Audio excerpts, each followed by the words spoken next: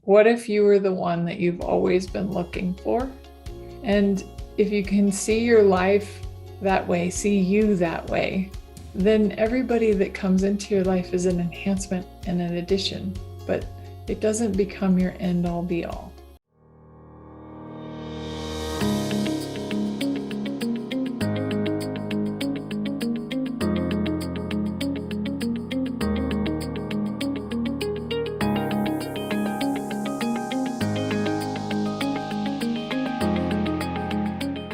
Hi, everyone. Welcome to another episode of Women Worldwide. Thank you so much for being here and for showing up. Well, today's episode, I think everybody can relate to. It's relationships and the broken relationships, the relationships that aren't good for us, and finding love in all of the wrong places. I sat down with Venus Castleberg. Venus is a holistic healthcare professional. She's a seasoned entrepreneur and coach, and she's also the author of a new book called Here to Forever, Finally Free to Be Me.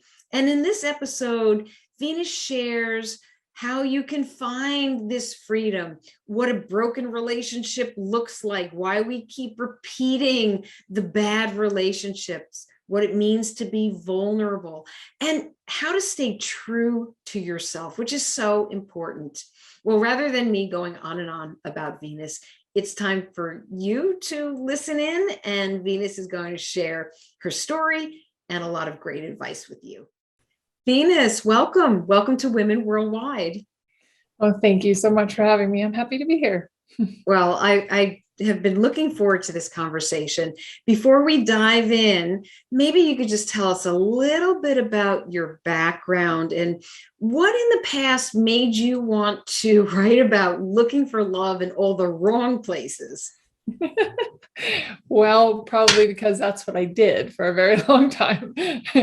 Yeah, my story is actually my personal journey of really thinking that somehow love and wholeness and feeling okay about myself existed outside of myself. And it was usually looking for a relationship, or even I tried different religions and different spiritual backgrounds, and I've studied 20 different modalities for healing. And so I have a lot of like seeking in my background. Like somehow something out there is going to make me feel okay about myself. So that is so interesting. I think a lot of people do that, looking to the external rather than diving into the internal to learn about yourself.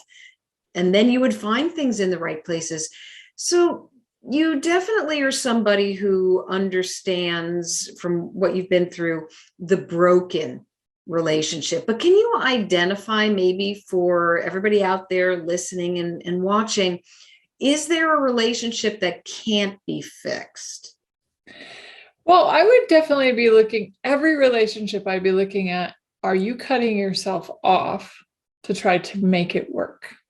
Are you cutting yourself off to be in that relationship? I was one of those people that would much rather have a bad relationship than no relationship. And what I've learned over the years has really just been like, a relationship that enhances your life and adds greater to you in your life is one that doesn't ask you to cut yourself off. It doesn't ask you to change. It actually is encompassing and loves all of you, not just the good parts of you. Also, we all have bad parts. I don't want to call them bad parts, but not great parts. This ties in exactly with what you were saying about the wholeness that love is. If you're cutting yourself off, is that because you're really not knowing yourself? You're not going deep into who you are. Maybe you can speak to how does somebody find out what is the wholeness of themselves so that love and a broken relationship doesn't cut them off? Right. That's a great question. So what I did is I took some tools from Access Consciousness called the 5 elements of intimacy. And if you have the 5 elements of intimacy with yourself, that's honor, trust, gratitude, vulnerability, and allowance. If you have that with yourself, you essentially have your own back. you like yourself, you know who you are, you support yourself in your choices, and you know that your choices are what's best for you. When you're in a relationship and you're cutting yourself off, all of that stuff starts to go away. You're like, well, let's say you don't even eat fish because you're allergic to it, but you go to a fish restaurant because your partner wants to go to it, but you're actually allergic to fish. That's just a minor example. But people do it all the time. Serious health issue Right. example. Oh my goodness. Yeah. But if people do stuff like that all the time, they're like, oh, well, he wants this. So, and I'm okay. Like, I mean, even let's say monogamy is a thing for you. You're like, I'm a monogamous person. I am. And I know I'm myself to be that way. But if I'm with somebody who wants to sleep around, it's like a lot of people make that okay because they're like, well, it's honoring of him. And I'm like, yeah, but what happened to honoring of you? Right. So, yeah. What? Everybody has bad relationships. Yeah. You start off in life and you certainly don't know who you are when you're a teenager, or even sometimes in your 20s, maybe into your 30s, you might start figuring it out. So you have a bad relationship, it goes sour, you get out of it. But then why would we choose to keep repeating that when we know that it's so unhealthy? Right. Well, one, we tend to attract what we think we deserve. So if you already have a point of view that you deserve not a great relationship, or you think that somehow you're a bad person innately, that was me. I thought I was innately wrong. So I would attract the people that would validate that point of view I had about myself. So it's like vital to start to change your point of view about yourself. And it's not easy. And I'm not saying it's like you can go in and flip a switch. It does take practice. It does take work. But let's take one of those elements of intimacy, for example, like gratitude. What if every day you found 3 things that you were grateful for about you? You would start to find things that you like about you. And then that energy is actually what you start to emote or emit. And then you attract that to you because that's the energy that you're being. Because you're like, oh, I like myself. But if you don't like yourself, then you'll attract people that will. I do believe in the attraction and the energy. Yeah. I remember reading, I don't remember whose book it was. It might have been a Louise Hay book, How You Can Heal Your Life. Yep. And there was an exercise in it where you look in the mirror and you say to yourself, I love you, or I love myself. And she wrote in the book how difficult it is to do that. So it just reminded me what you said about finding gratitude, but not gratitude of the material things around you, but what you like in yourself. That's really interesting. Now you have a new book and we'd love to hear about it. Here to Forever, Finally Free to Be Me. Mm-hmm. Why did you write it and what did you want your readers to know? Well, when I first wrote the book, it was kind of like one of those like bucket list things. Hey, I'm going to write a book. Yes. I did not know that I was going to write a book about my life and also have a book that changed me in many ways. One of them being I was willing to just be vulnerable and be out there with whatever had happened in my life, which is lots of ups and downs, ins and outs, abuse, clairvoyance, like things that I didn't necessarily share with the general public. So I wrote it I think now it's almost 7 years ago. And then it went through a process over 6 years before it was actually published. And that journey, I would honestly say, and I encourage anybody out there that's thinking about writing a book, write a book because it's healing in itself. You'll start to learn things about yourself through even just writing. And it's almost like the universe or God or whatever you believe in actually also invites you to really work through and change the things that you're writing about. It's like we teach what we need to learn. So, so Yes. me writing that book really helped me work through and finally break through my relationship patterns.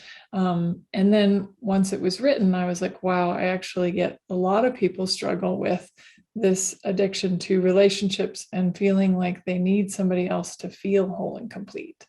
And what would it be like if we all realized that we were the ones that we were looking for? So. It sounds like an incredible book. I want to comment. That could be a really scary journey. I've actually had peers say that they want to write a memoir, they want to write a book, but when they start uncovering some of the things from their past, that it's too difficult and they end up putting it aside.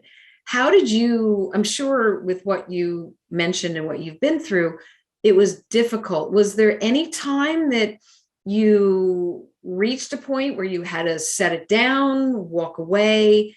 What did you do to get over that hump? So all my friends listening can benefit from you. Awesome. That's a great question. Yeah. So I wrote the book. I wrote the majority of the book, believe it or not, in 2 months. I sat down every day and just wrote, and it was just amazing what came out. It was awesome. And then I sent it to an editor, and that editor told me I needed to rewrite it. So I put it down for probably a couple years, and then I tried to rewrite it, and then I sent it to another editor, and she told me I needed to rewrite it.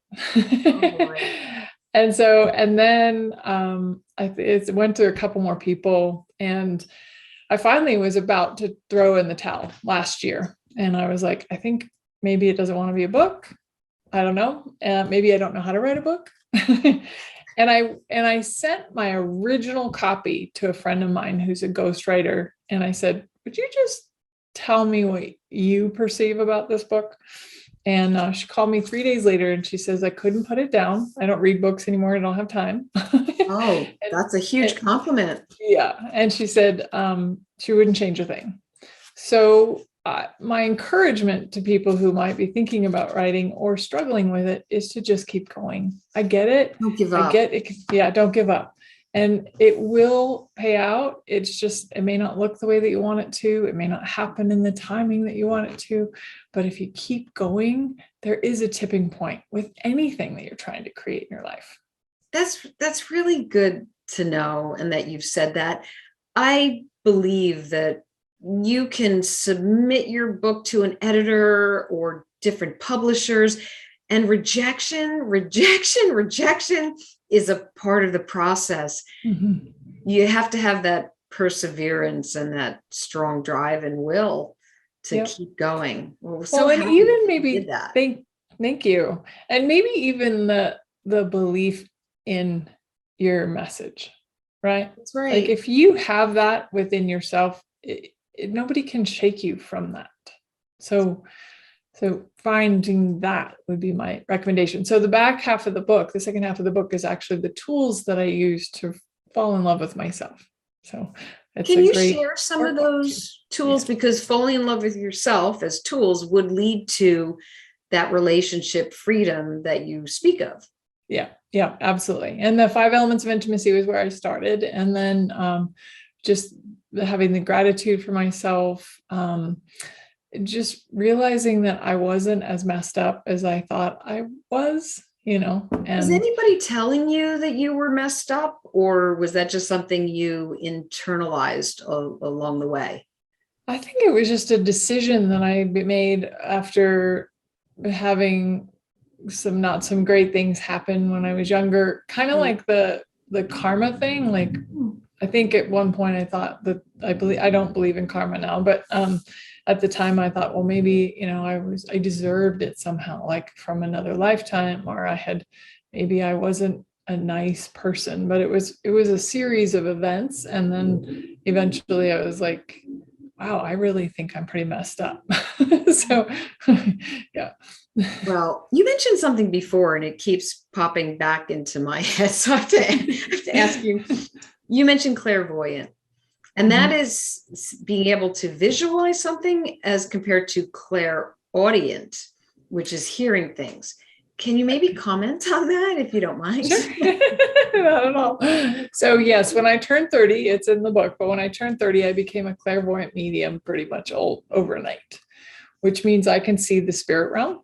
I see dead people. I don't see them maimed or, the way they died. That was theatrical. So, and it was a secret for a long time because I didn't want to be seen as the crazy lady. I didn't want people to view me that way. And now it's like, I know that I was given every gift in my life for a reason. And so I don't resist it. I actually don't do a lot with it anymore. I mean, it still pops up, but it's not like I have clients that come in for it all the time. I don't, but yeah. But it's always a part of you because it's a gift. Mm-hmm. And I believe that there are people who are open to certain energies and messages. You can't kill energy, so it's all around us. And you happen to be one of those people who has a gift. So that's really interesting. What about you? You mentioned vulnerability, and vulnerability definitely builds trust. So maybe for all the people, because we talk about this all the time, when Brene Brown was out there in her TED Talk, relationships, you have to be vulnerable. Define vulnerable. What's your definition of vulnerable? Vulnerability is to be willing to have total allowance for yourself without a point of view, meaning allowance for, how you look, allowance for how you act, allowance for maybe how you handled that particular situation, because everything that you're choosing in your life, you learn from. So you might choose it and be like, okay, I didn't really like how that worked out. So you choose something different. Great example is my first divorce. I had money going into the marriage. When I left, we had a lot of debt. I pretty much left him all the debt and took all the furniture. I was 20 years old, but it wasn't a very kind moment in my life. And it's not one I'm particularly proud of, but it's in the book, so everybody knows. But I really realized at the moment, I didn't want to be that person. Right. So yeah, it wasn't a great moment, but I learned what I wanted to be in the world from that choice. So if we're willing to just look at everything that we choose and not judge it as wrong or even right, and just be like, oh, okay, I chose that. Does that actually work for me? And that willingness to just be like, okay, here I am, everything, warts and all, like, yes. I don't have warts, but Well, it's a learning experience, number one. It's a point of contrast, and it's not somewhere to be stuck. We make these choices. We're human. It's permission to be human. When you make a mistake, if you get stuck there, then you don't have that freedom. You don't get to move on and experience all the joy that is around you. So I really do think that allowance is really important. Mm-hmm. Yeah. So thank you. Thank you very much for sharing that. I think, so you've mentioned a relationship and divorce. I can relate to relationship, divorce, in a new marriage. I say new, even though, gosh, we've been together for 20 years, but there's stress, right? With all these choices we make, with what we see, how we perceive it. How do you handle? So if you're feeling free, does that mean there is no stress, or there is still stress no matter what? Well, life is stressful. There are just things that happen in life. Just look at what's happening on our planet for the last 2 years. It's part of life, but you can let it impact you or not. And there are some other tools in Access Consciousness. One of the main ones being the bars, Access Consciousness, the bars, and it's 32 points on the head. My mom likes to call it a brain colonic because it just dumps out the junk. It's like deleting the hard drive of your computer, right? So fortunately, my partner and I both know how to do that. So when one of us is stressed, the other one will say, can I run your bars? And it's like, they've done a scientific study that the bars has the same effect as meditating 10 times. Wow. So and it just takes an hour. So if you can have somebody run your bars, I highly recommend it because it's just a great stress reliever. But there are other tools. You have to find what tool works for you. Meditation could work for some people. So whatever it is, there are things that you can do to help alleviate the stress, which has you then not take it out on your partner, because it's never really about your partner. It's usually about it's all inside. I never heard run your bars, but that sounds fascinating. I'm big into meditation that sets my day. I do it morning. I also do it at night, and it makes for a better day and a better night. Yeah, all in between. Well, how are you, or what can you recommend to people to find this freedom, here to forever, finally to be free? That's your book. But how do you stay true to yourself? So you mentioned what's been going on for the past 2 years. There's a lot around us. How can you stay true to yourself? That's a great question too. I think the gratitude piece is paramount. Like it can change any point of view that you have in a moment. So judgment and gratitude can't exist in the same space. So if you're judging something, anything going on, stuff going on with the world, stuff going on with your partner, stuff going on with you, your body, if you were to just pause and go, okay, I'm not going to choose judgment, because it's easy to follow the judgment train, is to stop the judgment, see a stop sign, and then ask, what am I grateful for? What am I grateful for about this person? What's right about this situation I'm not getting? What's the beauty underneath it? I mean, if you can look back at even the initial thing of COVID, the first 3 months where everything shut down, well, wasn't that cool that like dolphins were swimming in the canals and that people could see the Himalayas, that, and smog cleared? Like, there was a beauty and a gift underneath it, even though it caused a little bit of stress or discomfort, but it's all in how you look at it. You can look at it the glass half full, or you can look at the glass half empty. It's the same. There's just water in a glass. I think the biggest message that you said right there is always finding the beauty in something. And if we could all do that, it would make such a difference. We'd all feel a lot better. Yeah. That is really, really good. I can't even believe that I'm going to ask you for parting advice, Venus. You've given a lot of advice. What do you want to say just to round out this episode to all the Women Worldwide listeners and viewers about healthy, loving relationships? Well, I'd just like to leave with this encouraging thought. What if you were the one that you've always been looking for? And if you can see your life that way, see you that way, then everybody that comes into your life is an enhancement and an addition, but it doesn't become your end all be all. That is wonderful words to live by. I hope everybody takes that advice. And last question, super easy. Where can people find out about you, your work, and your book? Oh, well, thank you very much. VenusCastleberg.com. And the book is on Amazon, Barnes and Noble, all those fun places. So, well, sounds like a great book. Can people find you on social media? Or you? Yeah. Oh, yes. Yes. Oh, yeah. Yep. I'm on all the Instagram, Facebook, LinkedIn. Yeah. Venus, thank you so much for sharing about relationships in all the wrong places, but most of all, how to get to this freedom and knowing yourself so that you can have better relationships. So thank you. Oh, well, thank you, lovely. It really was a pleasure and an honor to be here with you today. Oh, thanks. And a big thank you to all of you for tuning into Women Worldwide. Well, like I always say, keep the conversations going and the feedback coming. And you know where to find me. I am on Twitter @DeeBreckenridge, and I'm always on LinkedIn. Okay, friends, until our next episode, stay focused, energized, and feeling empowered. Thank you.